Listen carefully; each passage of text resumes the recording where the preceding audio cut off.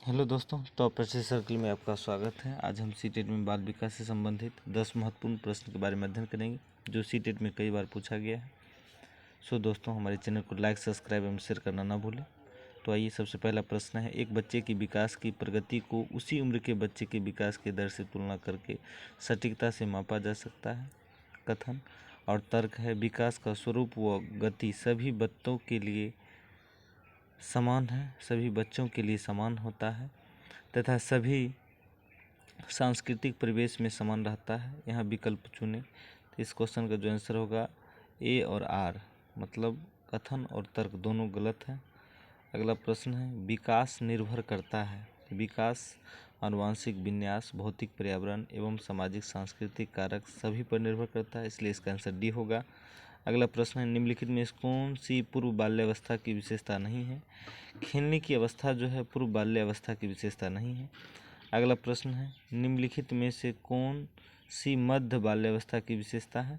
तो बच्चे तार्किक एवं मूर्त रूप से सोचना प्रारंभ कर देते हैं, ये जो है मध्य बाल्यावस्था की विशेषता है।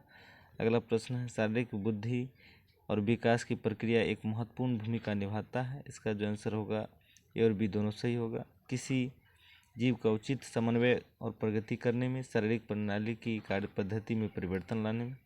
अगला प्रश्न है, मानव में शारीरिक विकास हड्डियों, अंगों और मांसपेशियों सहित शरीर की संरचना का विकास होता है, उसमें समाविष्ट होता है। तो उसमें जो समाविष्ट होता है प्रोक्सिमो डिस्टल विकास होता है।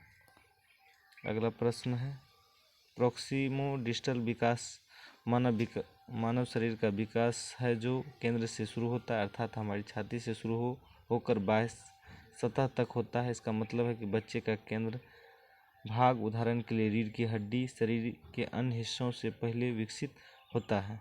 अगला प्रश्न है, निम्नलिखित में से कौन सा चरण एक कक्षा में सृजनात्मक को बढ़ावा देने हेतु एक शिक्षक के लिए आशाजनक चरण नहीं है। तो ये जो है केवल याद रखना और तथ्यों को स्वीकार करने को बढ़ावा देना, यह जो है आशाजनक चरण नहीं है।